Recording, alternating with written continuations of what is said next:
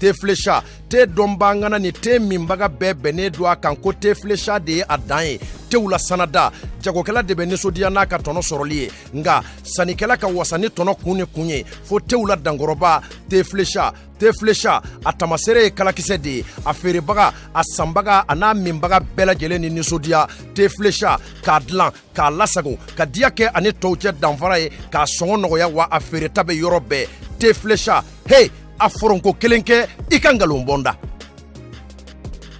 jus pressé an ka yiridenw bayɛlɛmalen k'a dilan k'a ɲɛ k'a timiya k'a nafa caya k'a sɔrɔ ɲagami t'a la kasa t'a la k'a lasagon karton kɔnɔ k'a bila a minbagaw sago la furusirikɛyɔrɔ ni kɔɲɔyɔrɔw la sumukɛyɔrɔ ni denkunikɛyɔrɔw la aw ye aw wasa don jus pressé la jus pressé k'a dilan k'a diya k'a suguya caya i n'a fɔ orange ni orange light cocktail ni cocktail light pomme ni ananas coco ni ananas gingembre mangue ni mangue passion ka fara goyavu kan jus pressé a ka di a sɔngɔ ka nɔgɔ wa a feereta bɛ yɔrɔ bɛɛ jus pressé minbagaw ni sɔnsuma ani dususuma.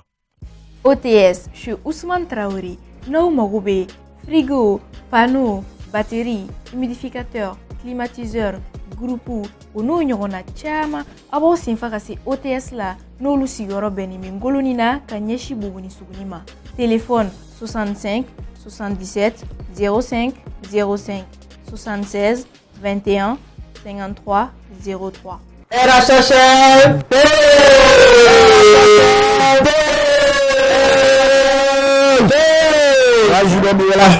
aw c'est busy là. Awo. O dawara bana. An ka chef fara de ye koyi. Han? An ka chef de ye dɛ. Ay chef ya to isa. Na fi baba. Wala. Amra ko amina ngana fi yakene sigi tuguni. Yɔrɔ? D'accord bon aw jɔ mo an ka mɔgɔw fo sa tellement nga ko mo na ko ja aw jɔ an ka mɔgɔw fo fɔlɔ. D'accord an ka ta. An b'a fɔ ko aw bɛɛ lajɛlen bonjour. Bi émission daminɛ cogo falen na. Mɔgɔ min b'an bolo yan. Kow bɛ yen dɛ. Allahu akbar. An y'a ɲini k'a ɲini a ko k'a tɛ kuma ka tila k'a ɲini k'a tɛ kuma ka tila k'a ɲini k'a tɛ kuma san kelen san fila ne y'o de fɔ an bɛ to ɲɔgɔn na o donc sisan 2021 y'a minɛ ka d'an ma voilà i y'a bɛɛ de fɔ k'a ban pewu mais an y'a nɛgɛ k'a ka na a ko bon ko n'a nana k'a b'a bɛɛ de fɔ dɛ a k'a bɛɛ fɔ ko b'a bɛɛ de la donc déjà a y'aw pɛrɛn k'aw sigi a y'aw ka chaises minɛ bi ta ni min bɔra a la ko bɛ lakali u ka jus pressé après ça ka bila u kɛrɛfɛ yɔrɔ ka réfléchir à verre ɲɛ kelen bɔ donc aw bɛɛ lajɛlen bienvenue aw ka émission Mali kan ni o ye RHHM Buzz ye donc n baarakɛɲɔgɔn kɔni aw ye ka ban équipe in olu kɔni surtout Cheikh yɛrɛ n'a kunsigi donc Cheikh Mito bienvenue merci Bilbi an bɛ mɔgɔ fɛn fɛn sigilen don ka lajɛbaw bɛɛ fo caman ko ko jus kɔni k'a vidéo ko yɔrɔnin kelen n'o jus ka di kojugu d'accord ka di kojugu merci Mabou i fana bienvenue ne i bɛ forme na ne kɛnɛyara d'accord donc komi ale dun b'an kɛnɛ ale kɛnɛyara ale fana bɛna ka bana dimi donc voilà an tɛ sɛgɛn an tɛ ɲina donc aw bɛ ka RHHM de lajɛ aw ka émission Mali ni o ye RHHM Buzz ye donc sanni an ka don babu kɔnɔ kosɛbɛ ka émission développé an b'an ka sponsorow fo ni o ye te flécha donc Mali kɔnɔ te min ɲɔgɔn tɛ yen nugujilama ani jɛma flèche bɛ te min kan fitinin b'a la kumaba b'a la o tɛmɛnen kɔ ka bɔ yen jus pressé jus in kɔni an yɛrɛ y'a commentaire kɛ an ka invité y'a commentaire kɛ donc émission kanubagaw y'a commentaire kɛ n'a fɔ y'a tɛ dɛ invité ye verre ɲɛ fila min ka ban ma nkalon tigɛ babu sabali invité yɛrɛ bɛna tila ka nin yɔrɔ dépense donc o tɛmɛnen kɔ ka bɔ yen OTS chez Ousmane Traoré et les comme il m'a fait tous les jours mɔgɔ bɛ yen ni aw mago bɛ sokɔnɔminɛnw na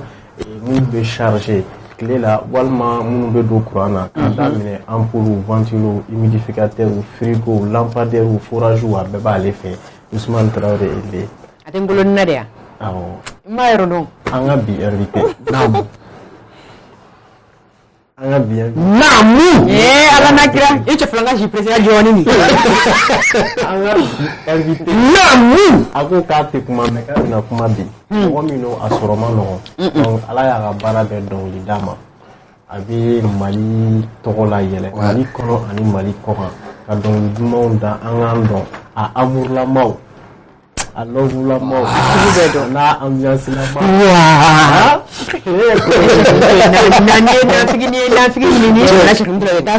donc an bɛɛ lajɛlen ka jɛ ka tɛgɛrɛ fɔ ka Astu Ɲame bon il y en a à Rondofo, on a beauté la main. On a sexy la main. Merci. Comment? Parce que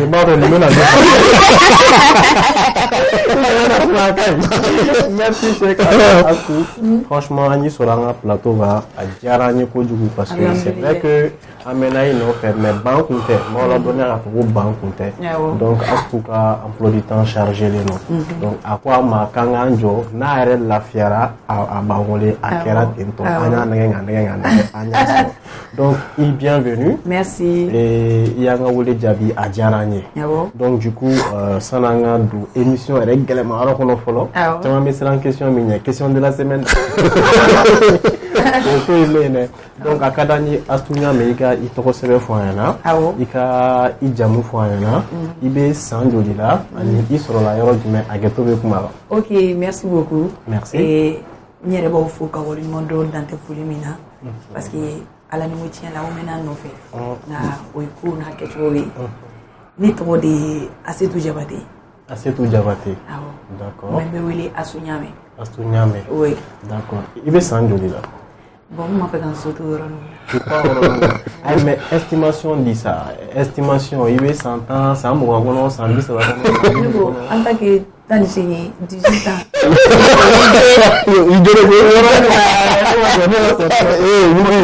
Estimation dɔrɔn d'a ma n'i bɛ san 40 kɔnɔ i bɛ san 60 kɔnɔ i bɛ san 80 kɔnɔ estimation. Ah n'o tɛ aw yɛrɛ ye yana ye bezi de ye minɛ. Ko n ye 18 ans ye ko cogo di. 18 ans. D'accord bon aw kɔni bɛɛ lajɛlen mɛ Astu Ɲame k'u ka 18 ans. 18 ans. Mais o ye de pour que k'an ka bezi kɔ kari. Nin yɔrɔ in bɛ yen. A yɔrɔnin bɛ yen. A bɛ ɲɔgɔn na. Awɔ. Fo mina baga di. Ah nin yɔrɔ ye parce que an bɛna sisan nɔ i filɛ ka arankini kɔlɔn de sen tantɔ question ka nɔgɔ mais an bɛna. Ayiwa a tɛ ne dɛmɛ. Ni yɛrɛ cɛ ye muso ye ne ye muso ye ne. Ayi ne bɛ ka côté la n b'i ka côté la. Ala ma i tɛ min dɔn wa. Yan plateau ka muso de ka jugu. Ok a kuma tɛ kɛ. Ayi ne bɛ ka côté la. D'accord. Ah bana o diyara n ye. N y'o fana faamuya.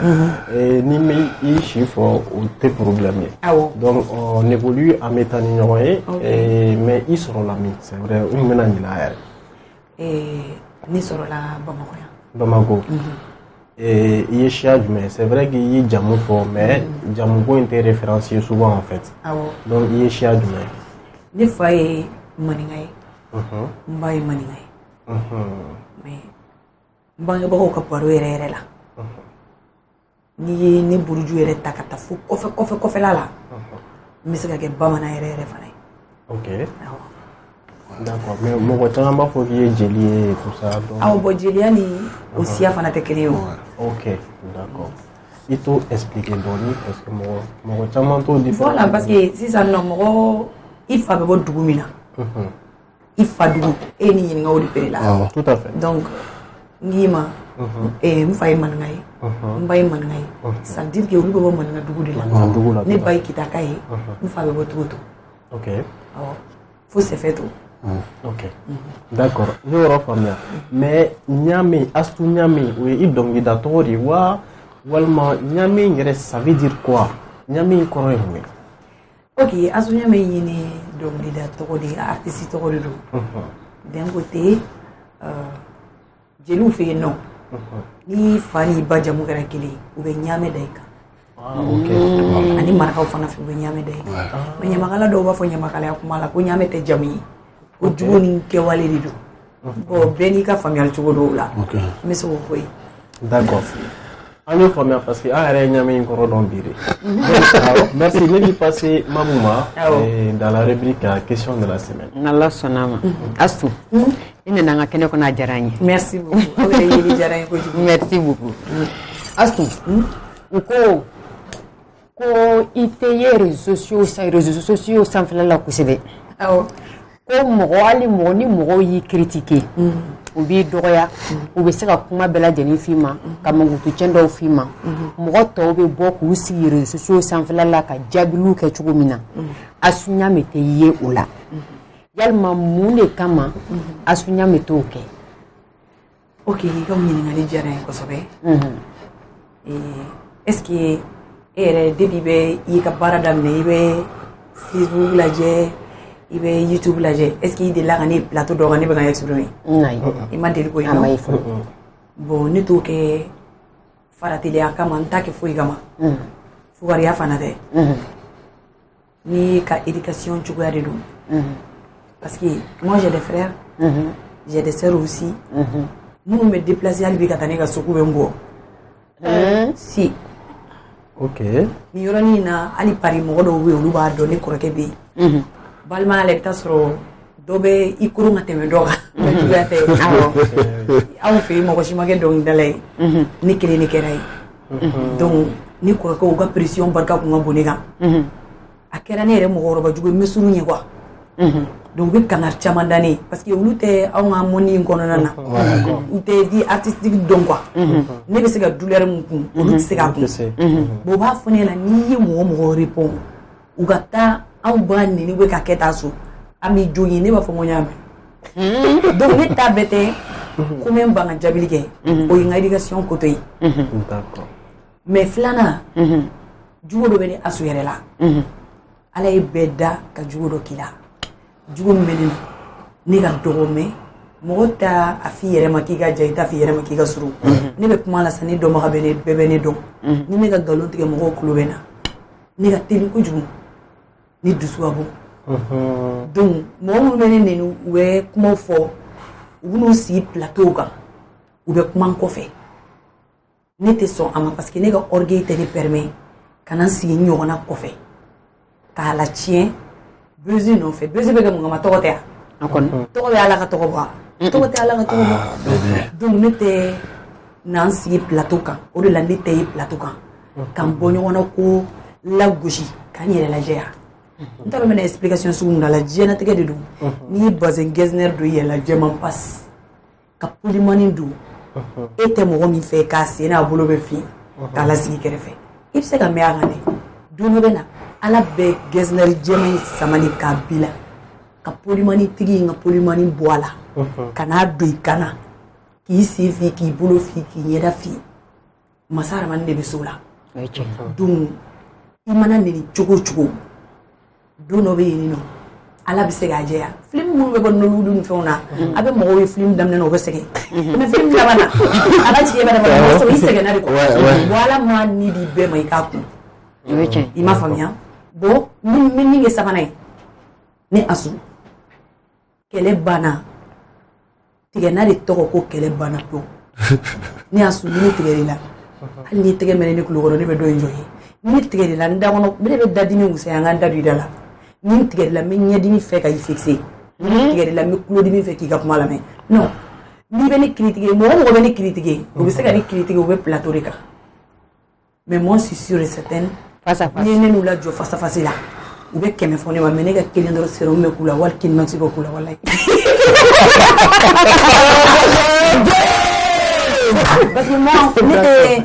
ne filɛ ne yɛrɛ de social kan ko kelen na n y'o kɛ ne ta ne tɛ se musara la quoi ka to kɔfɛ ou bien ka na kɔrɔmatigɛli ni ko kɛ non ne ta ye de n ko b'i ma ne ko bɛ e de ma bon ne dun ɲɛ b'a la artisiya kɛra n'i cɛ ka ɲi u bɛ dɔ bila ka a fɛ k'i cɛ ka jugu diyagoya awɔ ni mɔgɔ min ye waritigi u bɛ dɔ bila ka f'i ma diyagoya k'i ye fɛn t'i bolo n'i ye dawulatigi u bɛ mɔgɔ pousser ka to k'a fɔ ko sanga t'i la an filɛ yɔrɔ min na bon neni tɔ fana n b'o tɔ fana décortiquer ye minnu bɛ neni sur les réseaux sociaux san kalo 12 u bɛ diɲɛlatigɛ kuma bɛ fɔ n bɛna kuma min fɔ aw kana yɛlɛ kojugu dɛ ni pali kama tɛ paludisme mun ko se mɔgɔ ma soso tɛ yan ni pali kama tɛ ne bɛ sɔn soso ni k'a sigi n'a kan joli min dɔn ni Ala kama parce que a bɛ balo joli de la o kan ka dɔɔni d'a ma si o bɛ cogo min na minnu bɛ ne minɛ ni réseaux sociaux dabalo de balo dahirimɛ de b'a la il faut que an ka temps di ɲɔgɔn ma dɔ sɔrɔ donc n'i y'a faamuya sisan donc e bɛ kuru labalo quoi mais ne tɔgɔ bugu labalo parce que n'i ye jugumanba fɔ ne ma bi siɲɛ wɛrɛ n'u y'a bila mɔgɔw bɛ taa k'u bɛ ka kuma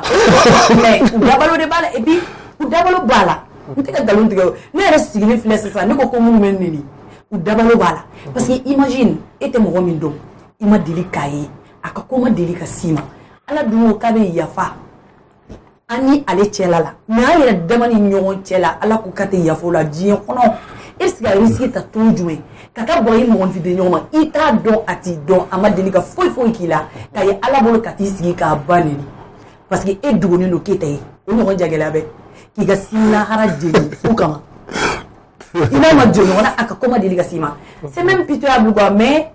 u dabalo b'a la ça me dérange pas ne bɛ baraji sɔrɔ parce que dɔw bɛ balo ni ye il y a pas de souci problème foyi t'a la et puis min ye problème fana ye i b'a kɛ Facebook tɛ ne ka téléphone na diɲɛ bɛɛ b'o dɔn attends. Donc, au kɔrɔ awɔ parce que donc ne tun bɛ fɛ k'a ɲininka k'a dɔn de o vu que a tɛ bɔ ka kuma réseaux sociaux ni sanfɛla la o kɔrɔ de ye a tɛ réseaux sociaux sanfɛla la f'e tɛ réseaux sociaux si sanfɛ ne tɛ réseaux sociaux si sanfɛ fo n'a kɛra WhatsApp ye d'accord donc la Facebook o ne tɛ Facebook non ni n kɔni t'a kan écoute-moi Facebook tɛ ne ka téléphone na TikTok t'a la WhatsApp de bɛ ne ka téléphone na ni mɔgɔ caman bɛ ɲɔgɔn bɛ avion kɔnɔ ne b'a fɔ asu i tɛ mɔgɔ ye dɛ aw bɛ kuma e fɛ Facebook kan ne b'a fɔ y'a ye yafa ma ne tɛ Facebook kan ne ka manager de bɛ ne ka Facebook gérer ani n ka fan minnu ye page dayɛlɛ ne tɛ a kan parce que ne ye mɔgɔ dɔ de ne b'a dɔn mɔgɔ bɛ ne kɔ n dun b'a dɔn n tɛna se ka kɛlɛ kɛ n tɛna se ka bɔ i b'a fɔ k'o tigi b'a kɛ ne na cogo min na ne somɔgɔw tɛ sɔn o ma et puis ne yɛrɛ ni ala camancɛ la ne wolola de ni n wolola denkɛ 2 bɛ ne na cogo ma ɲi ni ne ko ne b'a kɛ dɔrɔn ne tɛ ko fankelen fɛ donc ni n ye n balan n bɛ maliku la il vaut mieux fɛn min man di ye ne t'o ye ni ne ko ko n tɛ fɛn min fɛ n ta ye ne ta ye ɲɛ de la hali n'aw ye ne siri ka ni ɲɛ 2 waga ne bɛ ɲɛ mɔgɔ na jigin duguma a b'a jalan wagalen to ne ta ye donc réseaux sociaux partout filɛ n tɛ répondre kɛ min na n tɛ mɔgɔ jaabi min na parce que ne b'a dɔn fo ka diɲɛ wuli minnu b'a fɔ ne ma u yɛrɛ ni alaw taala camancɛ u b'a dɔn ɲɛ ni ɲɛ n'u y'a fɔ ma ko dɔ bɛ kɛ i ma faamuya donc n tɛna mɔgɔ si de tɔgɔ tiɲɛ yan nɔ nin plateau in kan mɔgɔw ka commentaire ɲuman kɛ nkalon kan minnu nana kɛ ne na je n'en disconviens pas o y'olu kɛcogo de ye mais ne ka orgueil a tɛ n permet n ɲɔgɔnna kɔfɛ ni mɔgɔ la sigi k'a ka kuma kɛlɛkɛ ɲɔgɔn kan o tɛ se ka ɲuman fɔ mɔgɔ jugula mɔgɔ ɲuman fɔ i kɔ fo ka diɲɛ wuli mais ne ala de ka bezi a n'a ka sanga ne b'o de fɛ mais kana sigi plateau de kan i mana diɲɛ plateau mais ka taa n tɔgɔ fɔ bon d'un côté c'est bien aussi ala ka a to a ka kɛ jurumu kafari in na mais jeli o bideja mais e bɛ bɔ olu kalama cogo di ne bɛ bɔ olu kalama parce que fan ka ca balima ka ca caman ba min a bɛ digi olu la olu b'i wele asu kana kuma dɛ kunu sura ninnu ye vidéo min k'i kan ne bɛ wuli ka n sigi n b'a fɔ vidéo jumɛn n'u ko mun k'i bɛ ta i bɛ ta n ko ye tiɲɛ ye e dalen don a la n b'o de fɔ n balimaw ye i b'i hakili sigi ne ye tɔgɔtigi de ye tɔgɔtigiya tɛ taa nɛni kɔ ne nana tɔgɔtigi minnu kɔfɛ ne ka misi olu ka fɔta la minnu fɔr'o la min kɛra Umu Sangare la a tɛ se ka kɛ ne na min kɛra Babanumuni na a tila jaga o tɛ se ka kɛ ne na i ma faamuya donc ne bɛ marché ni idée ninnu de quoi voilà faamuyali sɔrɔla kuma na Fati Sangare minnu t'a kalama fana olu bɛ bali dɔrɔn k'a envoyer i ma i ka cliquer a kan bon ne cliquera na dɔrɔn n'a daminɛ n y'a ye dɔrɔn ne b'a supprimer parce que ne kɛlen don k'a fɔ n dɔgɔninw ɲɛna n y'a fɔ n balimaw ɲɛna mɔgɔ o mɔgɔ ni goya ye kuma yɛrɛ lamɛnni man di hali ni ne cɛ ye sunkurutigɛ la ou bien fɛn dɔ mɔgɔ min b'o fɔ ne tɛ yafa ne tɛ yafa ne b'a fɔ n ka mɔgɔ bɛɛ ye o si de kana fɔ ne ɲɛna ko ne nin na n'i y'a fɔ n t'a yafa i ye dɛ donc k'a f'u ɲɛna ala ka t'u ka balo na mais ne t'a ye damɛ wa n'i y'a ye fana ala kɛlen don ka limaniya de parce que tɔgɔ de y'a se ma oui Pati i boli bɛ yen i b'o sɔrɔ de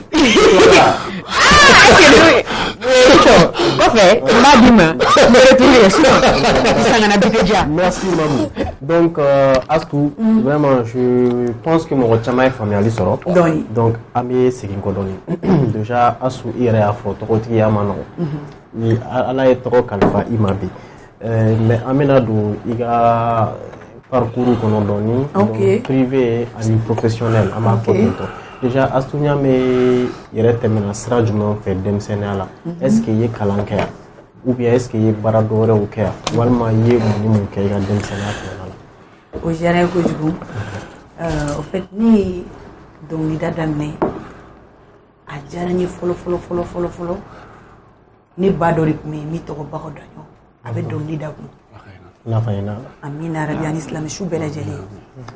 donc o ku nga chogoroba musuflana ndama kalamako ufla be ka kalfam ne lindula biya me rom na la ka islam shu bela jeli na amina du coup ne aye ni tanti bita donc li da ensemble instrumental la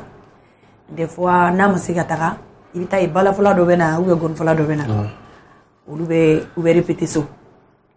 donc ni donc ni date la mais ka donc da yere fana kanu dona tonton do bi Cheikh Amala maintenant be vie aux États-Unis présentement be malaya ko ma funi wakati ni na donc alip me gonfo nana ne ma fi weekend na abto ka ne wili ko ne kana ne na pa fu ko ne ka donc da donc ni be donc ni da alip se dem zen ne na tural sisa ate mo ko fa bi ne ale te pare na de fui mais comme kada iko ke ibo ke parce que abi ne donc alip ntu ka ne ne ko ne ka donc nu da ni be donc nu da abe wadde ne ma donc ça on a toni hagilla ni ne ben dabo donc na ni me zimba donc bon ayan to la doro ale nanata États-Unis ani yayi kan titara ni yayi kan dire me folike bayre funi ronna donc utara États-Unis ale turai kaneto ya bo wasoro ni tanti no e bago do yala ka hinala an me quartier na an me samé uni dugu konna ko ngaja donc ale nana yele ma bajalana maintenant ni kelelo donc ne ko ne tora tendo me to ga shwe ka ke mbab to ka idenga anta kata ni ngobe oromina apo kana ta ko ngaso welula me so welula parce que il faye école karamo way ni akuntene ka donc dafe ni bari mela ni clinique artiste mais bari to la olu be ubu ka dero kono ubu ka intellectuel do ubu ka barake mais ni kuni ni de kera artiste mi fa ko de ka donc dafe au début parce que ko nga étude de ko de kadai donc c'est qui fait encore ko fene me pression ke nga o dameni na ko nga ta nga école continue nga na so donc dama nga école dike bon wéré na na solution tala c'est barka boyana nyaay ni mbora ko nyoro dimanche fe ma fo mbay ngo aka war claf lay ngoro ke dobe français ko fusini nya to fo dam metale jeri grefe mais aba to fo ni war dama 20h pile aben woli ko ngana aba ka chambre ni daso ndala bolli son ta dam ne lu donc ni a ni to do fur et à mesure wéré na na solution tala donc be artiste do wa donc li kuna me ko kadinyi ka nyere la mbaka sigi doni o kera sajo ko yatika jaja fadiga bolé donc mo o fasaminda a jarani ko jugu ni mana kaseti soro ne ba takata na tigera me to ka kol ni verni finalement fo feli bana ka donc la jarani o misra o fe ko ngani wili ko ga no da moda voilà mam so fana dore bi no yayi kande ma funi wakati ale de keli fene me segane la bo ne ka ta répétition yoro o ko ne bolo jamane to avec tibla ko ka fone fay kale ko ne ka na répétition ke donc amena am répétition fon ke na be concert la betan ne na ka clipu bi a betan ne ni jeli donc li chama me a follow de fait donc on ba fene funi wakati na ne ka donc daw na tanto ni o ma be fo er ka suba ka jando c'est vrai donc l'idée kalantien kala idana yoro jumena non et ma femme donc dama kala jere ni palo be ne tay ko la parce que ni ma fille ne ko ko tene to funi ka ko donc au coffre ni njija katasi fo de fuma le def ni Institut national des arts voilà ni tra musique kala donc ñu diplôme sur alhamdulillah rabbil alamin super awo mais on ma fa muruti en no de muruti do la ndara nyere la kana fon fa mun ere tsega ko liga tukuni ma ko bon on si ba ne tsega ko liga tukuni ako ke problème dala donc ne sigiro ne ɲɛma la a bɛ k'a essayer ka pousser quoi a ko k'a b'a pata dɔrɔn ne b'o la donc ko fa kala ka ne wele a ko Asu n bɛ deli taa école la aw kɔni mɔgɔ ninnu caman ka ca u bɛ dɔnkili da don dɔ bɛ na n'i ka diplôme b'i bolo hali a b'i ka voyage ko nɔgɔya a b'i ka fɛn bɛɛ nɔgɔya taa école kɛ n'i ma taa école kɛ peut-être ni ne sara i bɛ nimisa dɛ ne ko an ka saya ko kuma la o dugusɛjɛ ne taara n ka cahier ta n taara n ka quatrième année continuer après n soutenir na super alors donc an bɛ don min na komi bi album joli bɛ Astu Ɲame bolo album kelen de bɛ ne bolo an bɛ yɔrɔnin min na ko sisan parce que o ye wagati n'a cogoya ye là où nous sommes album bɔ ma nɔgɔn n'i ye dɔnkili bɔ dɔrɔn paf i b'a sɔrɔ a bɛ ka téléphone kɔnɔ a bɛ ne fara ka téléphone kɔnɔ donc n'i banna dɔrɔn i tɛ nafa sɔrɔ a la i bɛ sɛgɛn donc an b'a kɛ morceau bɔbɔli ye dɔrɔn o de ye ne yɛrɛ ka kasitigiw bali sinon dɔ wɛrɛ tɛ quoi voilà donc i bɛ style jumɛn kɛ bon ne bɛ style caman kɛ ni ko n bɛ style caman kɛ n bɛ moderne kɛ n bɛ musique mandingue fana kɛ bon il y a des gens n'u y'i wele k'i ka taa jouer u ka musique la dɔw bɛ kɛ reggae dɔw bɛ kɛ rap ye voilà tu es obligé ka taa olu kɛ non o de la n ko n bɛ caman kɛ mais n ka fɛnkɛ basé nen bɛ min yɛrɛ kan o ye moderne ni traditionnel ye ok mais Astu yɛrɛ dɔnna ni dɔnkili kelen jumɛn ye ne donna ni dɔnkili min ye Bamakɔ ni diɲɛ bɛ n tɔgɔ fɔ o de ye Dankɔrɔba ye Dankɔrɔba bon i tɛ a cappella ni fitinin ye pour que mɔgɔw mɛri k'a ye n bɛ se ka essayer o awɔ e ka Aïcha ka to ala kama ayi ne fa tɔgɔ ma demi yɛrɛ don alori min bɛ ka na a bɛna ka trompette da yɛlɛ an tulo kan da ne fiɲɛ na ne n'i ka dɔnkili n b'a dabu hali ni gitani ni ne ko Dankɔrɔba mais e bɛ ka boli dɛ Diba a mɛ a bɛ hakili la koyi Dankɔrɔba baro sigira bɛɛ tɛ se ko kuma mɛ n bali de ye Dankɔrɔba ye ni ne ko Dankɔrɔba k'a tɛ sanuba tigi ma ni ne ko Dankɔrɔba k'a tɛ wariba tigi ma ni ne ko Dankɔrɔba k'a tɛ filaba tigi ma ko kuma mɛ n bali de ye Dankɔrɔba ye a bɛɛ b'a fɔ maa min ma naba mɛ bɛɛ bɛ kɛ maa min na naba ku o de ye Dankɔrɔba ye kɔɲɔ ka bɔ kɔɲɔmuso b'a bɔ wanfilɛ wɔnfilɛ a da Cheikh ni to bɛ se dɔnkili kelen ma diɲɛ kɔnɔ o ye nin dɔnkili in dɔrɔn pe de do koyi mais ne kɔni tun bɛ min dɔn ni Cheikh kun da labilala ka dɔnkili in da e kun b'i yɛrɛ ɲininka ne de y'a tigi ye tun bɛna da a tiɲɛ quoi mais ne fa y'a débrouillé dɛ ye phrase damadamani fɔ ouais ye phrase damadamani donc i y'a ka fan ye mais à 10% ouais bon yɔrɔ Dankɔrɔba fɛnɛ de don dɛ parce qu'elle encaisse d'accord alors donc on continue sisan nin bɛɛ tɛmɛnen kɔ ka bɔ yen inspiration min bɛ Astu Ɲame la i b'a bɔ min ok i ka o ɲininkali diyara n ye kojugu ne ka inspiration ne b'a ta actualité de kan ne ka nin Dankɔrɔba in tan tɛ n bolo dekisɛ kana dimi ne yɛrɛ ka actualité b'a la n ka faniw ka actualité b'a la diɲɛ mɔgɔ bɛɛ ka actualité b'a la n'i kɛra artiste ye i bɛ jateminɛ de kɛ ko min bɛ yen wagati min na i b'o de kuma fɔ mais ni ko min tɛ yen n'i taara o kuma fɔ i bɛ hors sujet kɛ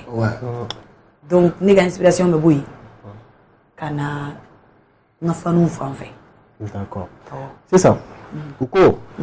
bon an kɔni ka baara de don dɛ an ka taa ni ko ye voilà o ko Jimi fɔlɔ Jimi dɛ o ko k'i ka dɔnkiliw k'a bɛɛ kɔrɔmatigɛli dɔnkili ko ni min tɛ kɔrɔmatigɛli dɔnkili ye k'o ye jarabi dɔnkili ye ko pourquoi i bɛ mɔgɔw kɔrɔmatigɛ ka dɔnkili kɔnɔ ou bien k'i bɛ jarabi dɔnkili dɔrɔn da mun na ou bien k'i ka vie bɛnnen don jarabi ni kɔrɔmatigɛli de ma i ka nin ɲininkali diyara n ye sa i ye yɔrɔ min fɔ nin ye fɔlɔ jarabi dɔnkili minnu o explication di jama ma u yɛrɛ ka jateminɛ kɛ n'a ka sɔrɔ minnu y'a fɔ u ka kuma n'a ka sɔrɔ tiɲɛ don ou bien ne ta ye nkalon ye depuis ne bɛ dɔnkilida la ne ye jarabi morceau 2 de kɛ jarabi morceau 2 jarabi morceau fɔlɔ o ma bɔ yɛrɛ a ma bila circulation na a kɛ ni bi cɛ wa a bɛ san 10 bɔ a bɛ yen a ma diya de mɔgɔ ma mɛnɛ a diyara mais o ye musique bɛ n'a kuntere ye quoi parce que a bɔra moment min na n bɛ se k'a fɔ ala ma ala tigɛ a ka bɔ kɛnɛ ma quoi n ye album in kɛ Paris de n y'a kɛ ni n tonton dɔ ye n'o ye Bajɛ Tunkara ye donc kɔfɛ morceau in tiɲɛna ka machine kɔnɔ difficulté donna la quoi album bɛ kun don donc ne nana salaya dɔɔni fitinin i m'a faamuya o ye n ka jarabi musique fɔlɔ ye ne ka jarabi musique filanan o ye kana dimi de o bɔ ni bi cɛ est ce que an tɛna don a seetan na ne ma jarabi musique wɛrɛ bɔ ni mɔgɔ mɔgɔ ne tɛ dɔnkili wɛrɛ da ni jarabi musique tɛ non mais o jala de ne ye kelen de ta bon o jarabi musique yɛrɛ fana ne y'o de f'i ye ne ka dɔnkili bɛ n yɛrɛ ka actualité kan a bɛ mɔgɔ wɛrɛ ka actualité kan bon n'i bɛ mɔgɔ fɛ n'a dimini kɔrɔ donc en tant que exé dɔnkili la i b'a da la dɔrɔn c'est tout tout sans donc kana dimi o dare ka chérie ko ne de bɛ fɛ awɔ kɛ kana dimi o tɛ asu o de dɔn kɛ n'a tɛ yɛrɛ ni bɛ jarabi dɔnkili la en tant que n'a t'i la a tɛ marché o fo ko dɔ de ka k'i la yɔrɔ la asu nafigi so bon tu sais ni bɛ ka min kɛ tan a bɛ ka profiter k'a ka kɛlɛw ban plateau in kan kana nin fɔ ne sérieusement a bɛ ka profiter n'a ye mon père to yen ni bɛ kɛlɛ la a bɛ k'a fɔ ɲɛna ko de kana dimi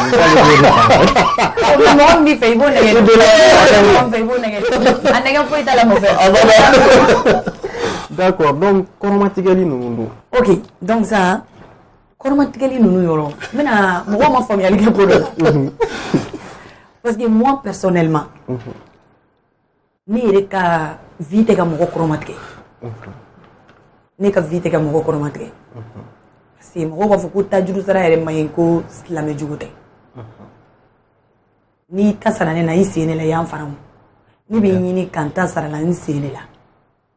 mais n'i ye ne tango kelen n b'i tango 100 o ye ne yɛrɛ jugu ye moi personnellement olu tɛ ko kɔrɔmatigɛli olu tɛ ko ko wɛrɛ ne bɛ n ka dɔnkili da ne t'a da ko kɔrɔmatigɛli an bɛ exemple yɛrɛ ta fɔlɔ depuis kunun jelimusokɔrɔbaw kan ka n'a bila fo bi la ni ne ye n jɔ i kan sisan jamu duman ja ala sori bolo ni ne ko ko ne bɛ kuma i kan sisan k'e ye filakɛ ye hali ni mɔgɔ min ye sa i b'a dɔn k'e ye filakɛ sɛbɛma ye parce que i taara école la i ka vie ɲɛɲini i ye sɛbɛ de kɛ nɔ filakɛ min dalen bɛ so kɔnɔ est ce que o tɛ dimi ne kɔrɔ dɔɔni mais jeliya kuma yɛrɛ ye kɔrɔmatigɛli de ye n'i ko k'i ka jeliya kuma yɛrɛ kɛ o ye kɔrɔmatigɛli de ye awɔ mais a bɛ digi mɔgɔ dɔ de la o a bɛ digi min na o de b'a kɛ kɔrɔmatigɛli ye or que i b'a sɔrɔ e yɛrɛ hakili to kɔ yɛrɛ bon o ye jeliya yɛrɛ côté ye kana fɔlɔ mais artiste jumɛn bɛ k'a da dans le monde entier an k'a ta depuis Beyonce ninnu na États-Unis an k'a ta o la ka jigin ka na aw ye artiste jumɛn ye ka dɔnkili da ko côté dɔ tɛ touché dɔ la jamais o tɛ o a ye jateminɛ kɛ bɛɛ ka jateminɛ kɛ a kuma ka ca a kuma ka ca parce que i tɛ se ka dɔnkili da k'i ma touché yɔrɔ dɔ la o bon moi quand même ne kɔni ka dɔnkili ne ka dankɔrɔba mɔgɔ caman b'a fɔ y'a su ye dusu don an kɔnɔ ko ko kuma min bali de ye dankɔrɔba ye ko dɔw bɛ kana an b'a to yen ka tɛmɛ anw ye dankɔrɔbaw de a tɛ diga anw na kelen ne y'a bɔ n ko temps tɛ n bolo n ko fanga bɛ gawa de la et pourtant Dieu bɛ raison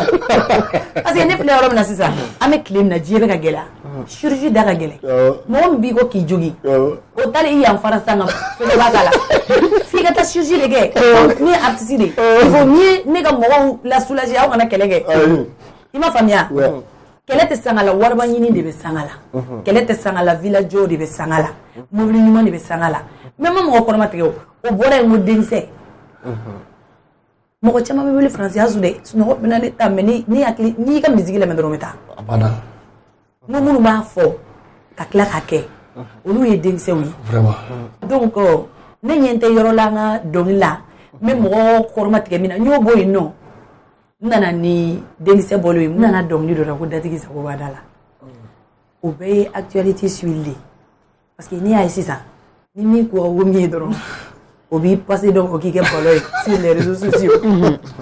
n'i ba balolen mɛ tellement qu'ils sont mal renseignés u b'a fɔ k'i ba sara a bɛ n'ala cɛ bon n'i y'a ye foyi de tɛ ka ɲɛnabɔ fɛn bɛɛ bɛ désordre la donc ne fana ye sigi n ko datigi sago b'a da la kɛ n'i b'i fa i ka so kɔngɔ t'i la u b'a fɔ ko hali malo kisɛ kelen den kelen tɛ dun i ka so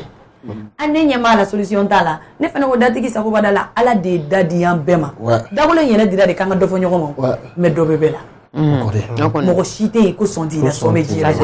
donc o de kama n ye datigi sago b'a da la da o kɔfɛ tuguni ne nana dɔnkili dɔ da ko nkalontigɛla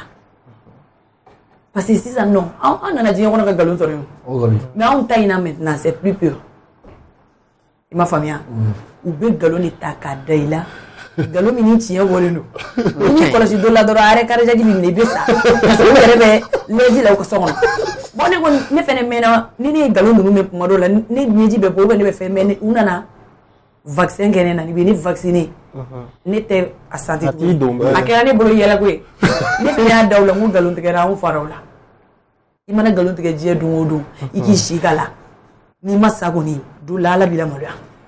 o ye nkalon tigɛla ye o kɔfɛ sisan nɔ n nana dɔnkili bɔ n ko o digira dɔ la ayiwa o digira dɔ la o terme ye denmisɛnninw ka kuma de ye ne bɛ musique kɛ n bɛ dɔ ta yɔrɔ bɛɛ wa o de fana bɛ actualité la dɛ n jatigikɛ dɔ bɛ yan ni n dɔgɔnin n'o ye Koma Sinbo ye a bɛ wele ko Ken Masarikɛ ni Layidu n b'a fɔ ni yɔrɔ in na ale de ka statut la kuma bɛɛ ne b'a ye ko digira dɔ la ne ko Ken ne ko digira dɔ la mun de digira mɔgɔw la ko non ko a digira dɔ la ko de bɛ yen nɔ sɔn parce que ko bɛ digi mɔgɔw la de i ma se mɔgɔ ma i ka ko tɛ digi la ne fɛnɛ ko n ma kɔnɔ aw denmisɛnninw ninnu min ka d'o ye ne bɛ t'o de kɛ ne fɛnɛ taara da kɛ o digira dɔ la mais o digira dɔ la o ye mɔgɔkɔrɔbaw y'a dɔn denmisɛnninw y'a dɔn bibi in na a snap kɛra kuncili t'a ban mɔgɔ caman y'a aimé bon ne ka dɔnkili minɛ i mana ko ko kɛ o bɛ digi dɔ la voilà donc dɔnkili nana ten mais mɔgɔw kana fɔ ko kɔrɔmatigɛli u ye artiste jumɛn ye diɲɛ kɔnɔ minnu b'a fɔ ko kɔrɔmatigɛli u ye artiste jumɛn ye diɲɛ kɔnɔ artiste min tɛ dɔnkili da ko kɔrɔmatigɛli ko tɛ da la u ka dɔ tɔgɔ fɔ Mali kɔnɔ yan yɛrɛ a tɛ se ka fɔ yɛrɛ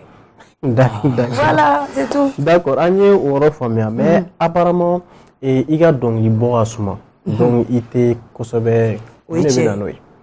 bon o bɛ dépend n ka mɔgɔ dɔw ka conseil la parce que u b'a fɔ tout le temps ka dɔnkili bɔ ko o man ɲi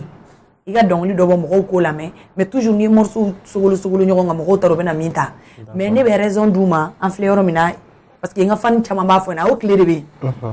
o tile de bɛ yen nɔ ka to ka dɔnkili bɔ caman yɛrɛ ye n wele caman ye message bila n ka mɔgɔw kun k'a f'u ɲɛna k'u k'a fɔ n ɲɛna ko n ka segin jarabi dɔnkili kan k'a da parce que ko ne ma jarabi dɔnkili da kana dimi bɔlen kɔfɛ a la donc n b'u informer k'a f'u ɲɛna ni Ala na kira sɔnna jarabi dɔnkili bɛna bɔ bientôt inchallah d'accord aw bɛɛ lajɛlen merci donc an tɛ sɛgɛn an tɛ ɲinɛ an b'an ka sponsorw fo ni o ye Teflecha ye jus pressé ani OTS on se retrouve tout juste après la pause.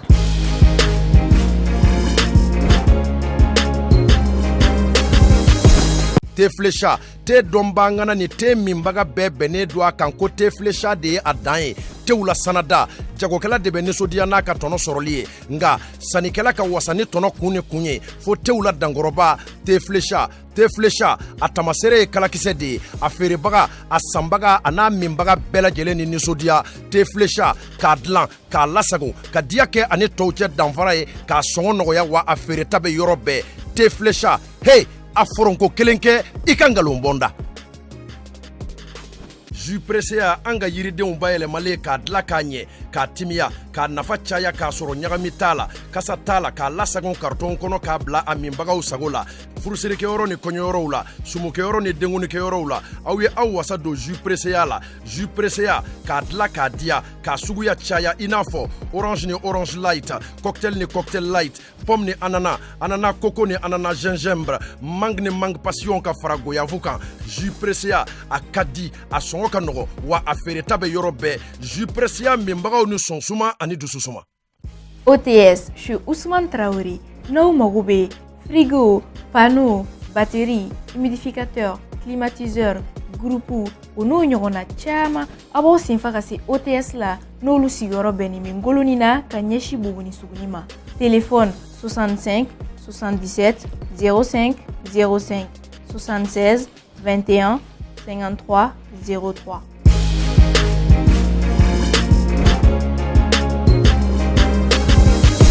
Voilà, donc nous sommes de retour sur le plateau. On va la donner à Rafoko, on a bi invité Pele Bain. Dangoro Bain, oui, Astounyame. Ni m'a dit, mais en réalité, nous sommes au côté de Bala, quoi. Le côté humour, parce que là, vraiment, c'est nous quand début. Elle est concentrée. Non, mais c'est la classe. Mais là, nous regardons, c'est ma fille. C'est ma fille, c'est la classe. Merci beaucoup. Chegini to ike je ka continue ka tani mutabule ne kana fale ne chegini to alaba jo wini donc on continue à Taralaje et il est spectacle donc Bamembala. Ah bon? Donc un spectacle m'a marché. C'est vrai. Voilà, Malion go beaucoup Asunya mega spectacle m'a marché. O ma famia iga donc la mêler nos femmes mais spectacle m'a marché. Donc et c'est comme fanya na ola. Mais c'est comme mi na ola. Ni juga arrêté o. Jo artiste ye ji kono ko ima deliga échec ke. Ala sega ni ala ya be jaila ar konana na kuma be e de be kanike kuma be jama bi no fe ala be sega alla jarabi la biga ne wara kura shiti la re ala ka barka du ila donc mo kera chugo ji kono I ka feno be nye feno be sega tien. D'accord. Donc anye oro famia mais ni atakalaje. Awo. Asunya me iga dongi bokosmo. Awo. Donc e be war soro sira wora jumen fe. Ibe sanu ba mo ndo. Ko wena. Kuma be ba sanu ti hono waru be bomi walma ibe sanu jagore ke wa walma ika woni ni ngali jara yo ko jugo ni ngal ma jaya kan mo ka dongli bossi les réseaux sociaux mi moderne una ou be fenwere olute ko no te kite marché ne jëm suri meta su ngew meta français meta amérique et puis ni mo me vie a chama intellectuel du tere irafe. OK. Ute son irama. Ararma ne bulu ke boal ni ne bulu ke ta so mo do de ba fo kwazu. Eti ga fe ira, ite fo ira réseaux sociaux kan kanolu ke. Parce que an ne be voyager do ge ne tanga voyager ke ka singana. Ni mo ma ne signaler kwasu. Iti ga photo publier. Iba ko ne be nyina. Wallahi billahi. Ne ka manager de ba fo ko ni sera aéroport la nga photo ta ka chama. O yo côté. Ne be ta ka sumunge. Ala yi son jatugula. Mɔgɔw yɛrɛ b'a dɔn ko jatigiw bɛ ne bolo n'olu sɔnna est-ce que ne bɛ micro yɛrɛ ta aw b'o dɔn jatigi bɛ jeli bɛɛ bolo jeliw labilana tɛ ala y'an fɛn fɛn da dɔ bɛ bɛɛ bolo min bɛ se ka hinɛ dɔ la mais aw ye ne ɲininka ne ta côté de la sisan ne b'o de éclairci ni donna mɔgɔ min gasi la o ka yafa ma parce que sisan kuma ma nɔgɔ est-ce que tu vois ne bɛ taa n ka concertw kɛ dugu wɛrɛw la nafolo bɛ nin na n bɛ n ka sumuŋɛ Bamakɔ yan nafolo bɛ nin na bon hali ni ne ma taa sumuŋɛ yɔrɔ wari bɛ di ne ma an fɛ yen I ko a bɛ di tɔw ma cogo min na mais don o don ne k'i sigi réseaux sociaux kan ko nin dina ne ma o tɛ ne asu de ka ko ye donc bi tile in dun na hali ni dɔrɔmɛ 100 dir'i ma en tant que I m'i sigi snap la ka téléphone ɲɛ ta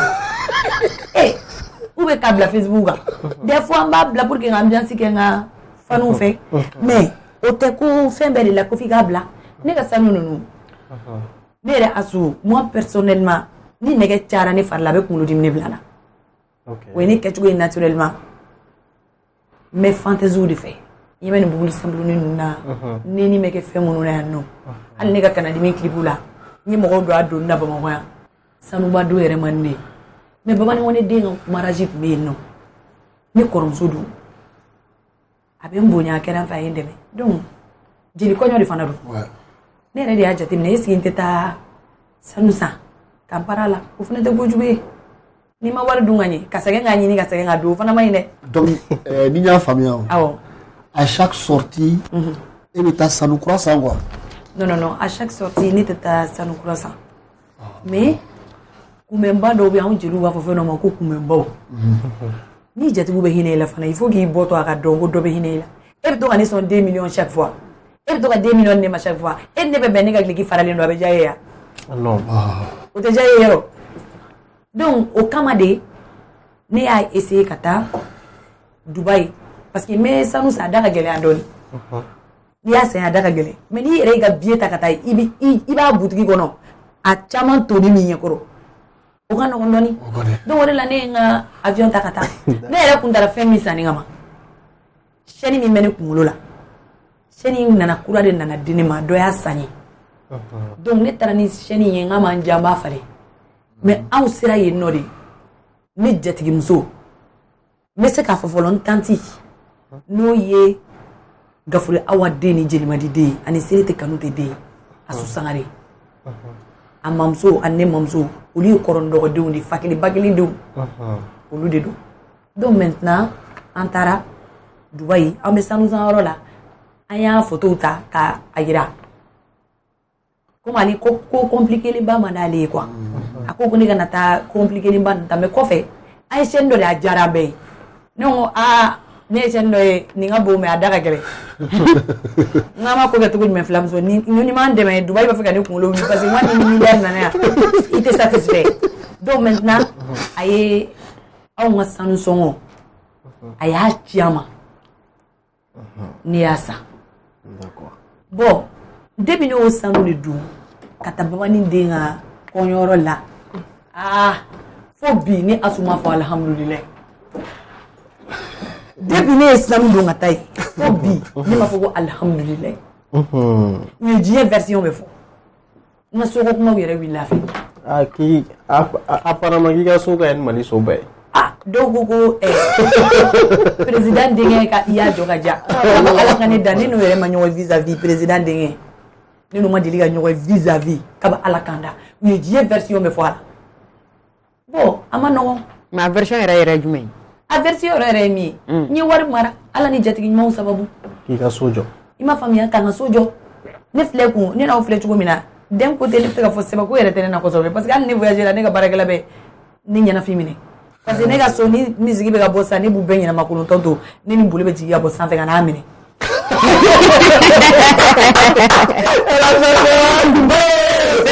baarakɛla minnu bɛ fɔ n ta o tɛgɛrɛ fɔ u bɛ fɛn bɛɛ kɛ non i m'a faamuya an bɛ ɲɔgɔn ɲɛnajɛ ka kow kɛ o de ka di ne ye diɲɛlatigɛ la ne tɛ foyi fɛ an ka yɛlɛ an ka kulonkɛ mais ni ko nana stress kɔnɔna na dɔrɔn ne bɛ n yɛrɛ ta d'accord est-ce que tu vois ok n y'o yɔrɔ fana faamuya sisan i yɛrɛ da sera i ni Babani Kone ka relation ma awɔ voilà mais i ni Babani Kone c'est vrai que mɔgɔw ko k'i n'a ka surun ɲɔgɔn na kosɛbɛ mais aw ka relation yɛrɛ baselen don mun kan kosɛbɛ bon ne ni Babani Kone ka relation ma basé i b'a fɔ ko cogo wɛrɛ tɔw ni Babani bɛ cogo min ni Asu ni Babani bɛ ten mais adamadenw ka faamuyali tɛ kelen ye munna an delila ka tɔn dɔ sigi yan ko nouvelle montante hali sini tɔn in bɛ yen donc Babani de y'an regroupé ani Adama Kamsogo donc u nana concert organisé tout ça la Babani yɛrɛ taara an soutenir donc olu bɛɛ tɛmɛnen kɔfɛ Bajuru organisé la o san na yɛrɛ ne kɛra Bajuru première ye olu bɛɛ kɔfɛ Faransi taga de nege ye ne minɛ dɔ ye ne invité Paris ne taara ambassade la ka taa dossier ɲininkali kɛ u ko ni carte d'artiste t'i bolo k'i tɛ voyager ko ni ma cassette bɔ k'i dun t'o sɔrɔ ne sigilen tora ne ko ne ma cassette bɔ o tora ne tɛ voyager ne kamana gana dɔ sina k'i sigilen to ko tora e ɲinana ko Babani ma aw fara ɲɔgɔn kan su ko ka cassette b'aw ya ko taa droit d'auteur la k'u bɛ carte d'artiste di ma ne ko ne so bɛna di ne ma ten donc ne taara droit d'auteur la dugu jɛlen u ko ne ka nani o cassette ne taara sugu kɔnɔ ka taa san ka na n'a ye ne nana u y'a accepté bon aw yɛrɛ ni ala camancɛ la ne dun taara siɲɛ fɔlɔ la u ye ne jɛ yɛrɛ de u ma visa di ne ma siɲɛ filanan de la ni opportunité in bɔra ne bon aw yɛrɛ ni ala camancɛ mɔgɔ min sababu la y'o sɔrɔ diɲɛ kɔnɔ est ce que i kan ka k'o tigi ma fitiriwale a ye porte caman dayɛlɛ n ye parce que a y'a to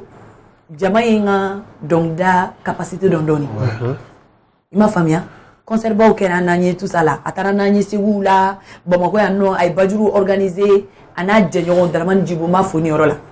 hali ni Daramani Djibo sɔnna ale de ka groupe dɔ y'an kɛ ɲɔgɔn kan a tun bɛ se k'i ban donc a ma kɛ mɔgɔ juguya la n b'a yɛrɛ fo ni yɔrɔ in na donc ne n'a cɛla bɛ ten a ɲɛna ne ma de ne ka dédicace fɛnɛ kɛra Bamakɔ o wagati y'a sɔrɔ a ma nɔgɔn dɔɔni mais a ye solo di ne ma a yɛrɛ tilara ka déplacer ka taa ne ka dédicace kɛ yɔrɔ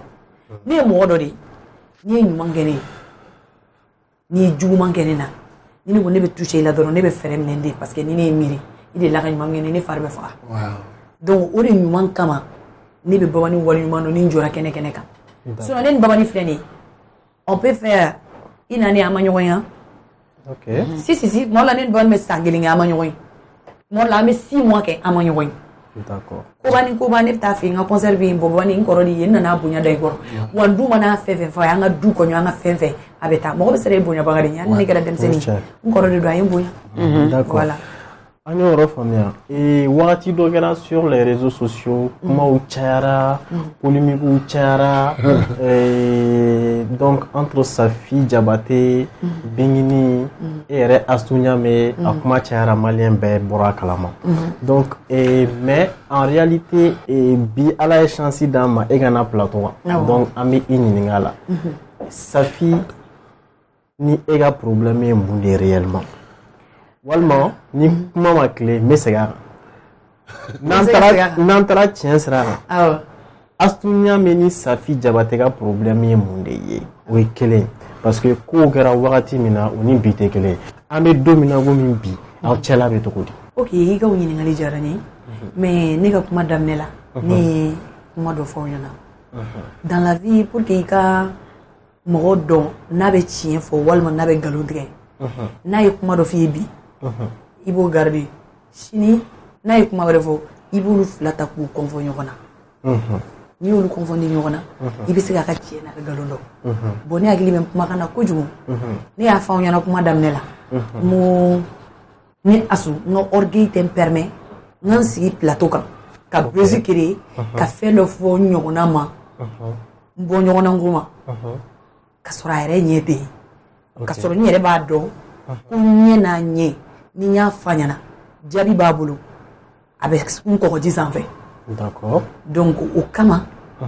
ne tɛ nana kuma ni question in jaabi tɛ ne bolo donc non ayi k'a ka mini na fɛn de kɛ Aïssa o jaabi tɛ ne i bɛ mun kɛnɛ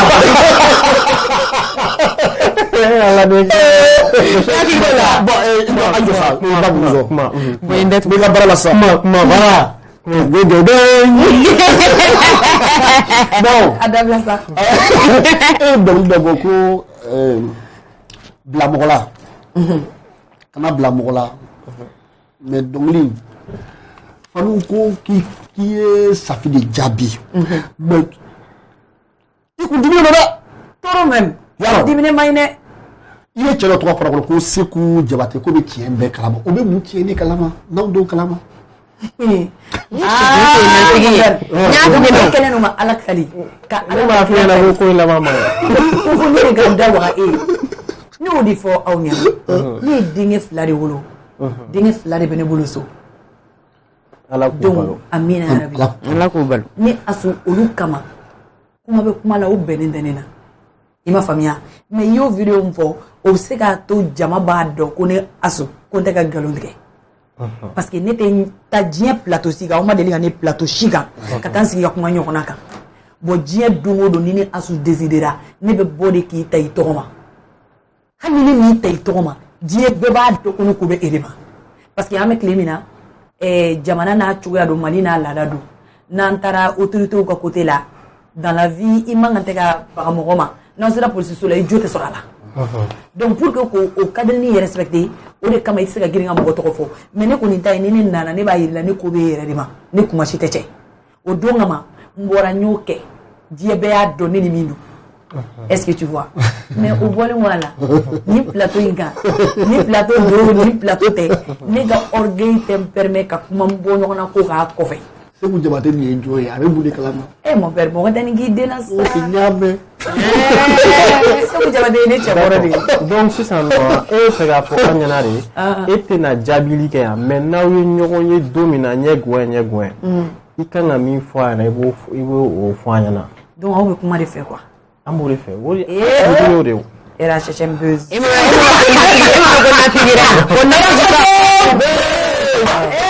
aw ko buzz yɛrɛ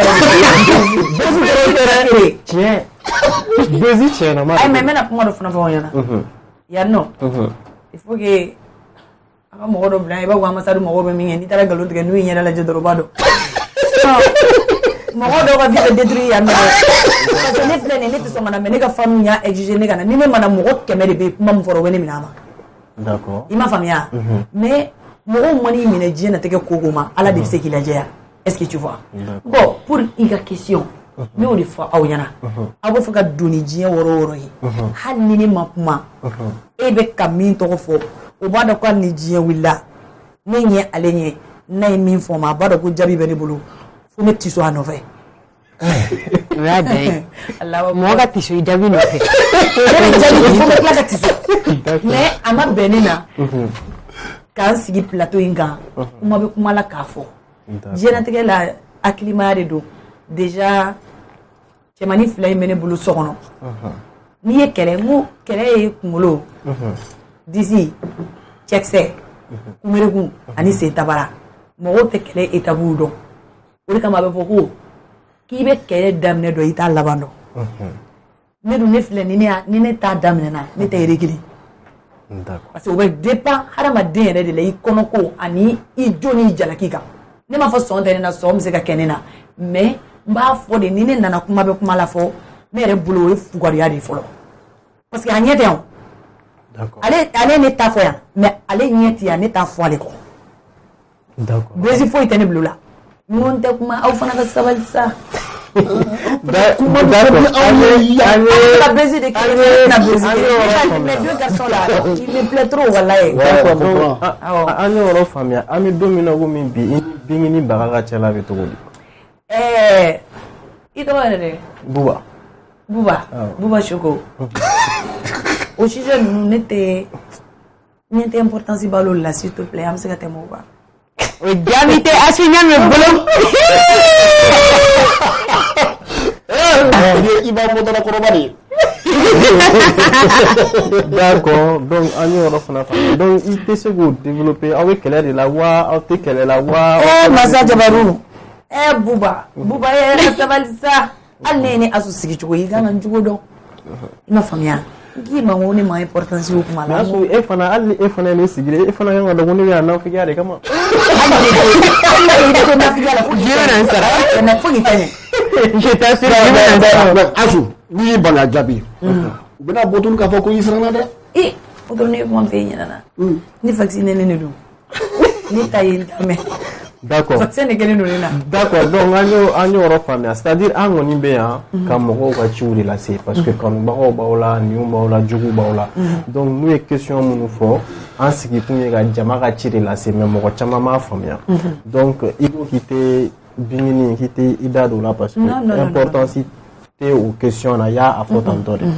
d'accord donc an y'o faamuya Fatim Jabate hot gam dun i n'o cɛla bɛ cogo di o fana ɲininkali diyara n ye Fatim Jabate ye n dɔgɔnin ye mais diɲɛlatigɛ yɛrɛ la kɔrɔya kun ye ɲɛmajɔ de n'a fɔra i ma ko kɔrɔ dɔrɔn i kan ka kɛ hakilitigi ye est-ce que tu vois et puis o question fana n tɛna n'o jaabi mun na parce que ne ni Fatim tɛ génération ye n ka kɔrɔ n'a ye ko fɛn ka kɔrɔ ni fɛn ye i ma faamuya ka na n sigi a ɲɛ tɛ yan n ma sɔn k'a kɛ ni n bɔ ɲɔgɔn na ko ye yɔrɔ n dɔgɔnin fana n tɛna n sigi k'o fana ka sujet débattre donc là aussi je suis désolé n dɔgɔnin kɔni don a juguya tɛ n kɔnɔ foyi foyi hali n'a ye misigi bɔ n b'a lamɛn d'accord bon maliyɛnw kɔni a ko bɛɛ kɛra aw ɲɛna dɛ donc Astu ɲamɛ bɛ se ka an jaabi cogo min na a y'an jaabi ten de donc c'est pas un souci i fana k'a dɔn ko émission in lajɛlen don Mali fan 14 bɛɛ lajɛlen i ka fan bɛ fan o fan peut-être a kun ka d'u fana ye au moins hali i ka introduction ni d'u ma awɔ bon introduction dili est-ce que c'est l'appel ce n'est pas l'appel parce que hadamaden ne b'o de fɔ aw ɲɛna aw ka nin yɔrɔ in bɛɛ i b'a ko tribunal si bien sûr il y a mɛ ko tribunal aw bɛ ko polisiw parce que n'i taara sisan polisiw la olu b'i ka audition ta u bɛ kuma u bɛ na ni question ye u bɛ na n'a ye diɲɛ mɔdi bɛɛ la u bɛ se ka na n'a ye question kelen ye version 20 na donc i b'i bala dɔrɔn u b'i ta donc aw bɛ fɛ ka ne minɛ tiɲɛ depuis ne na kuma ne y'a fɔ aw ɲɛna n ko ne tɛ kumaba fɛ ne ka faniw k'a faamuya nin ni Asu yɛrɛ de kɛcogo ye parce que diɲɛ kɔnɔ kumaba man ɲi est-ce que tu vois kuma fɛn fɛn bɛ se ka fɔ mɔgɔ ma i bɛ se k'a bɛɛ jaabi mais est-ce que nkalontigɛla bɛ na nkalon tigɛ diɲɛ don o don e ko k'i ka bɔ ka nkalontigɛla jaabi o est-ce que aw bɛɛ tɛna taa sur le même pied d'égalité bon ne t'o fɛ o de kama ne tɛ kuma caman b'a fɛ n tɛ jaabili b'a fɛ n b'o fɔ n ka faniw ɲɛna n'i ma explication d'aw ma n b'aw deli Ala a n'a kira kama aw k'a faamu ɲaamɛdennin yɛrɛ cogo de ye ne ye i m'a faamuya d'accord donc an ye o yɔrɔ faamuya merci beaucoup Mabu an ni e bɛ taa ni ɲɔgɔn ye dans la rubrique Fans Quiz ok lamabon la ne kɔni Astu u ko i tun bɛ furu dɔ la fɔlɔ la o tiɲɛna malheureusement donc la waati dɔ la an balila ka na mɛn tuguni ko k'i furu la tuguni yalima la ko furu in o ko bɛ cogo di bi yalima la furu in bɛ sen na wa tadima a cɛ na fɛnɛ de ok min ye question posé ni n kanubaga don n b'a fɔ a ni ce ani baraji hali ni n kanubaga tɛ n b'a fɔ a ni ce ani baraji alhamdulilayi arabilalamina ne cɛ bɛ yen baasi t'a la a bɛ fɛn n b'a fɛ mɔnili a bɛ alimaɲi masaji den a balolen bɛ yen nɔ mɔya sera n ka furu bɛ yen fin t'a la jɛ t'a la a ma yɔgɔyɔgɔ mais ni m'i ka vie bila réseaux sociaux kan dɔrɔn kuma bɛ se ka fɔ ka caya bon n y'a ye depuis o début n ye n cɛ photo bila mɔgɔ dɔw y'a fa neni u y'a ba neni u ye diɲɛnatigɛ kuma bɛ fɔ ne cɛ bɛ wele téléphone na ka kumaw fɔ a ɲɛna a ka bɔ hakili ma u y'a ka numéro ɲini u bɛ diɲɛ kuma bɛ fɔ bon a ka di minnu ye furu in ka si sɔrɔ ala k'aw sara mais a ka di minnu ye a ka tiɲɛ n'u bɛ téléphone ci ka diɲɛ kuma sugu bɛ fɔ n cɛ ye dɔw bɛ a ta vidéo la u b'a dun u b'a fa neni u b'a ba neni ne ka furusiri yɛrɛ wagati or que a tɛ jeliya ko ɲɛdɔn a tɛ artisiya ko ninnu dɔn i ma faamuya ne yɛrɛ taalen de ye YouTube fɛngɛ exigé ye so donc n bɛ to k'an ka musique lajɛ bon ni ne tɔgɔ tape minnu ye nɛni kɛ des fois a dɔw bɛ bɔ donc a bɛ se ka b'u kan a dun bɛ bamanankan mɛn i ma faamuya a bɛ se ka na ni gɛlɛya dɔw ye mais alhamdulilayi rabbil alamin an bɛ ala fo k'a barikada foyi tɛ ne ka furu la a bɛ geje Maliyɛn don wa? mais n bɛ yɔrɔ min na sisan il me manque grave wallahi eh Allah Maliyɛn don wa? ah Maliyɛn de don wa? bon ne cɛ tɛ maliyɛn ye ne cɛ ye ivoirien ye D'accord. d'accord mais Astou i ka fanu bɛ yen nɔ parce que fanu baden de b'i bolo ala ko kan ka ca fɔ awɔ a ka di u caman ye fɛnɛ u k'i ye u ɲɛ na i t'o fɔli dabila ko fani caman bɛ ne bolo ayi Astou parce que comment dire la peu ayi ne tɛ nkalon tigɛ fɔli dɛ dabila ko fani caman bɛ ne bolo i b'u dɔn dɛ ayi o filɛ mɔgɔ tɛ ne fila tɛ Astou ne fɛn tɛ siran mɔgɔ ɲɛ fɛnɛ koyi ne fɛnɛ dankɔrɔba de ye dɛ Mais nin bɛ a ka baara kanali de la. n'u kɔni baara ne mɔgɔ o mɔgɔ mana baara ne ma kɛ ni mɔgɔ o mɔgɔ ye ne bi ayi ni mɔgɔ o mɔgɔ ye ne bi An ye ka jugement personnel tɛ yen sa question. e tɔgɔ Mabu Mabu o i bɛ dankɔrɔba fara dankɔrɔba Mabu denmisɛn Mabu o diyara o digira dɔ la On y va Mabu. an bɛ ala bolo an tɛ bolojugu kan an tɛ bolojugu kan fiyewu awɔ d'accord donc là i ka fani minnu b'a fɛ k'i ye sisan nɔ olu kan ka procédure jumɛn de suit pour que o ɲɛ ka se ka da Astou Ɲame yɛrɛ kan i ka o yɔrɔnin diyara n ye siran tɛ saya sa ne bɛ hakɛto ɲini kɛ n ka fani bɛɛ lajɛlen fɛ parce que nin côté in na u ka question ye ne yɛrɛ ni ala camancɛ la ne b'a dɔn ko tiɲɛ don ne bɛna kuma dɔ fɔ aw ye bi a b'a aw dabali ban ne Astou bɛ se ka san 2 kɛ ne ma don boîte kɔnɔ san 2 yɛrɛ tɛ ne tɛ taa yɛrɛ de ni ne tatɔ ne invité an taara soirée dɔ kɛ n'o tɛ i b'a sɔrɔ n dɔgɔnin mana na ka bɔ Paris ne Ousmane Bani Kɔnɛ diɲɛ bɛɛ bɛ n'a dɔn a b'i sigi so kɔnɔ ne fɛ olu ye cɛmaninw ye o ma dege a la a b'a fɔ Astou walahi ne kunkolo sɛgɛnna ne bɛ bɔ bon kuma dɔw la pour que ka plaisir k'a ye n bɛ tugu a kɔ bon occasion na i bɛ se ka ne ye i bɛ se ka ne ye sumuŋɛ yɔrɔ i bɛ n ye bani yɔrɔ i bɛ n ye télé la n'olu bɔra ne Astou yɛrɛ b'a dɔn ne ye man di foyi tɛ buna hadamadenw ɲɛsiranya kɔ n bɛ hakɛto ɲini kɛ n ka faniw fɛ ne ka fani caman bɛ yen u b'u plaît u tɛ ne ye ne ni dɔw yɛrɛ bɛ ɲɔgɔn ye circulation na ne bɛ mobili boli la u bɛ moto girin ka na ne kɛrɛfɛ ka kuma n fɛ parce que ne tɛ ye n tɛ ye min na n b'o bɛɛ kɛ ɲɛsiranya kama mais o si tɛ Astou Ɲame bali u kana kɛ ka muru kɛ ka n sogo tigɛ sinon Bamakɔ yan fo n'i yɛrɛ y'i ban ne ye nin ye problème ye yaada tɛ kafa tɛ foyi foyi tɛ ne siranna mɔgɔ de ɲɛ ne tɛ taa boîte la n tɛ taa n sigi yɔrɔ la n ka fɔlikɛlaw yɛrɛ olu bɛ nɛgɛ kuma dɔw la yɔrɔ dɔ bɛ yen ko parisienne bon a mɛnna yɛrɛ n terikɛ dɔ bɛ yen nɔ olu fana bɛ n wele k'an ka taa an bɛ taa n sigi kuma dɔw la mais comme n bɛ siran jakuma de ɲɛ n ye jakuma ye o donna ne yɛrɛla tabali sanfɛ o ye jama la ne yɛrɛla tabali sanfɛ donc o Astou Ɲame ne ye n pan ka jigin ka boli i m'a faamuya donc o kɔni o ye sira ye n ye donc o bɔlen kɔ a la ne tɛ yɔrɔ yɛrɛ dɔw ya ko mɔgɔ bɛ t'i sigi yɔrɔ min na ka baro kɛ fo n'i ye ɲɛ la sababu don dɔ ko kan ka taa i m'a faamuya donc n bɛ hakɛto ɲini kɛ n ka faniw fɛ ne ye man di ni fani min b'a fɛ ka ne ye n ka numéro bɛ yen a tigi kan wele walima n'a bɛ n masurala mɔgɔ min dɔn a tigi kan wele D'accord. n'ala na kɛra sɔnna n'u bɛ ɲɔgɔn ye d'accord mais o tɛmɛnen kɔfɛ Astou an bɛ yɔrɔ min na ko bi passion wara jumɛn de bɛ la min tɛ dɔnkilida ye. Ok, passion wɛrɛ min bɛ ne na min tɛ dɔnkilida ye. O ye de ka na ni projet ye projet min bɛ jamana bɛ nafa. Kelen n ka projet filanan ye denmisɛnnin minnu bɛ jɔ goudron da la n'u bɛ si kɛnɛma somɔgɔw t'u la u tɛ dumuni sɔrɔ. Ne b'a fɛ hali bi n ka art kɔnɔ ni Ala ye n sɔn ka yɔrɔ dɔ dilan ka métier bila a kɔnɔ u ka kɛ u ka bɔ goudron da la. N ka Ala deli ye parce que u caman bɛ yen déjà ne n'u ka di hali ni sayaw kɛra anw fɛ yen mɔgɔ t'a f'u ye u b'u regrouper ka na anw ka da la don fɔlɔ min na ne y'u ye a ye ne kasira fo n banana parce que ça m'a touché. U nana ka na foli kɛ ko Ala ka hinɛ ne tanti la n tanti banna Ala ka hinɛ ni silamɛsu bɛɛ lajɛlen na Jesu Jabate donc u nana sanga fo déjà ne n'u caman ka di ne mana taa Bamakɔ fan o fan u bɛ gɛrɛ n na o ye ne yɛrɛ kɛ cogo ye ni denmisɛnninw ka di donc n b'a fɛ Ala ye nɔgɔya kɛ n ye k'u dɛmɛ. Donc denmisɛnninw ye ka passion ye. Denmisɛnninw bɛ ne signalé de n ko ne dɔgɔnin dɔ bɛ ko ka so ni ma lajɛ ka bonya dɔɔni est ce que a t'u kɔnɔ k'i n'o ye filan ye. Bisu denmisɛnnin wa fɔ a suɲana i jɔ ne bɛ n jɔ. Dɔw yɛrɛ taara ne sɔrɔ sunɔgɔ la dɔ la an ka salon kɔnɔ kelen wa a tɛ sunɔgɔ la koyi ne tun yɛlɛma ka n yɛrɛ kɛ sunɔgɔ don wa a bɛɛ ne la cɛ a tɛ sunɔgɔ la an tile voilà ne wulila n y'a sigi voilà donc ni denmisɛnninw ka di n bɛ Ala deli ni Ala ye nɔgɔya kɛ n ye ka u dɛmɛ. D'accord o ka ɲi nɔ. Ala k'o kɛ. Mais mun de ka di Asuɲa min ye mun de ka gon a ye. Fɛn min ka di ne ye fɛn bɛɛ ye diɲɛ kɔnɔ fɛn min ka di ne ka tɛmɛ fɛn bɛɛ ye o de ye kanu ni fɛ fɛ kɔni ne bɛ fɛ de fɛ parce que fɛn bɛɛ bɛ fɛ de kɔnɔna na ni mɔgɔ kɛr'i fɛ a b'i kun mais n'a ma k'i fɛ a t'i kun i bɛ janfa ni fɛn fɛn na tan a bɛɛ bɛ sɔrɔ de i t'a tigi dusukun na n'i bɛ mɔgɔ dusukun na walahi bilahi ko dɔw bɛ yen a t'a k'i la. O ye tiɲɛ ye. D'accord. Astu mun de ka gon Asuɲa min ni diɲɛlatigɛ fɛn bɛɛ lajɛlen ye. Fɛn min ka gon ne ni diɲɛlatigɛ fɛn bɛɛ lajɛlen masa o de kɛra izo ye a bɛ fɔ o de ma ko janfa i y'a mɛn i jɔra la janfa in dalajɛ ni ɲɛna de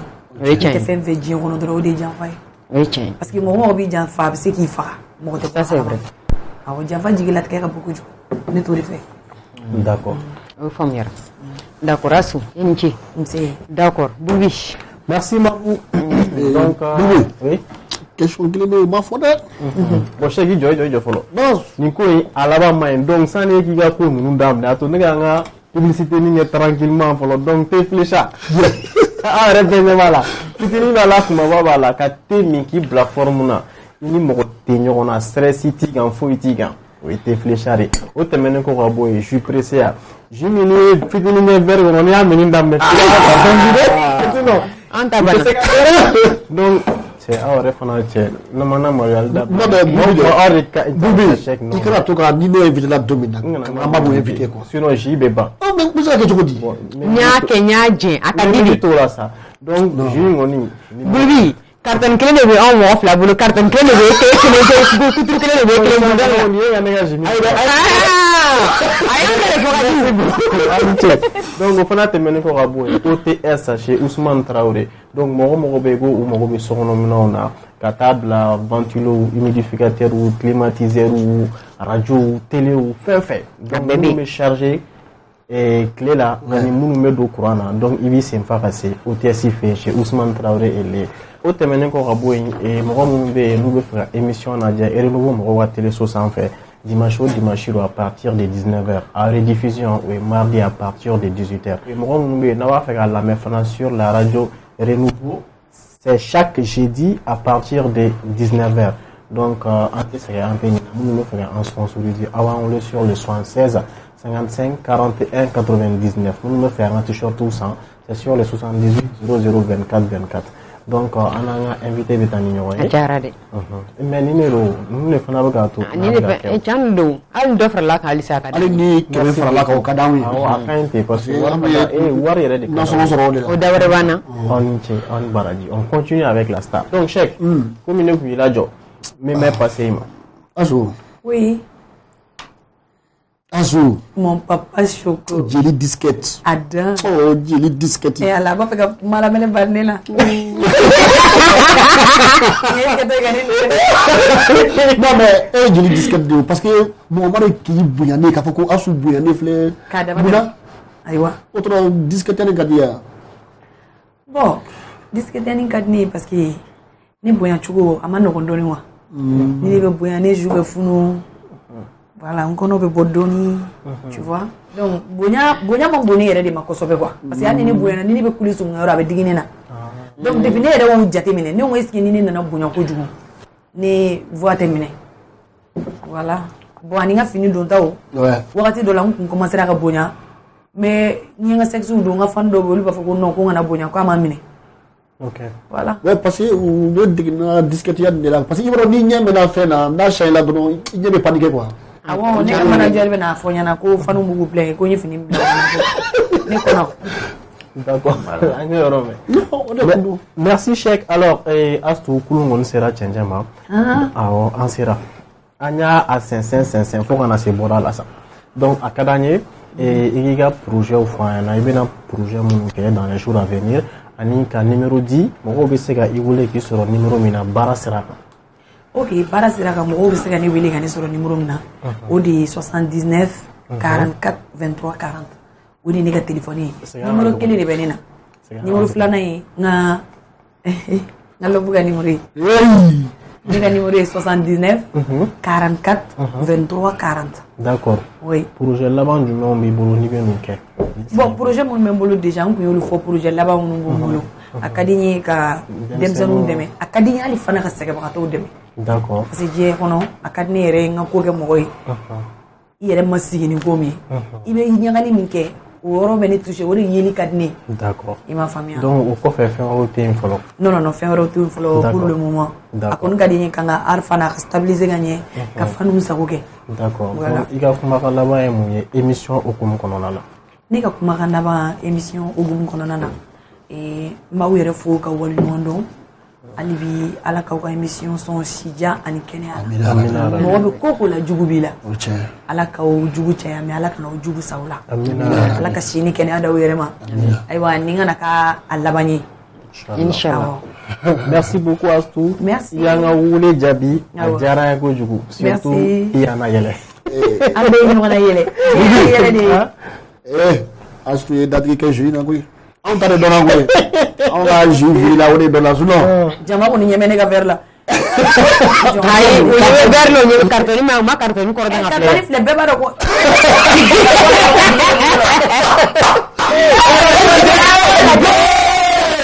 No atara bon ba Ni balo ni. D'accord. Yemala. Non. Ajigadi. Awana no carton clé. Merci beaucoup. Merci. Jarani et Nitena ke alaba ni Inch'Allah. Merci Cheikh Nito. Merci Mabou. Donc ambe on donner toujours abonné à espace là YouTube, Facebook, Instagram et à les réseaux sociaux. Toi bela de l'improvisation émission nataw la de togamina. Inch'Allah. Voilà donc du coup ambe bitain on imbla amba fogo on iche Alisa à soutien. On se dit au revoir et à la prochaine. Te flecha te dombangana ni te mimbaga bɛɛ do a kan ko te flecha de ye a dan ye tew la sanada jagokɛla de bɛ nisɔndiya n'a ka tɔnɔ sɔrɔli ye nga sannikɛla ka wasa ni tɔnɔ kun ni kun ye fo tew la dankɔrɔba te flecha a tamasere ye kalakisɛ de ye a feerebaga a sanbaga a n'a minbaga bɛɛ lajɛlen ni nisɔndiya te flecha k'a dilan k'a lasago ka diya kɛ ani tɔw cɛ danfara ye k'a sɔngɔ nɔgɔya wa a feereta bɛ yɔrɔ bɛɛ te flecha hey a foronko kelen kɛ I ka ngalon bonda. Jus pressé a an ka yiridenw bayɛlɛmalen k'a dilan k'a ɲɛ k'a timiya k'a nafa caya k'a sɔrɔ ɲagami t'a la kasa t'a la k'a lasagon karton kɔnɔ k'a bila a minbagaw sago la furusirikɛyɔrɔ ni kɔɲɔyɔrɔw la sumukɛyɔrɔ ni denkunikɛyɔrɔw la aw ye aw wasa don jus pressé la jus pressé k'a dilan k'a diya k'a suguya caya I n'a fɔ orange ni orange light cocktail ni cocktail light pomme ni ananas coco ni ananas gingembre mangue ni mangue passion ka fara goyavu kan jus pressé a ka di a sɔngɔ ka nɔgɔ wa a feereta bɛ yɔrɔ bɛɛ jus pressé minbagaw ni sɔnsuma ani dususuma. OTS, je suis Ousmane Traoré. n'aw mago bɛ frigo panneau batterie humidificateur climatiseur groupe o n'o ɲɔgɔnna caman a b'aw senfa ka se OTS la n'olu sigiyɔrɔ bɛnnen bɛ Ngoloni na ka ɲɛsi Buguni Suguni ma. Téléphone 65 77 05 05 76 21 53 03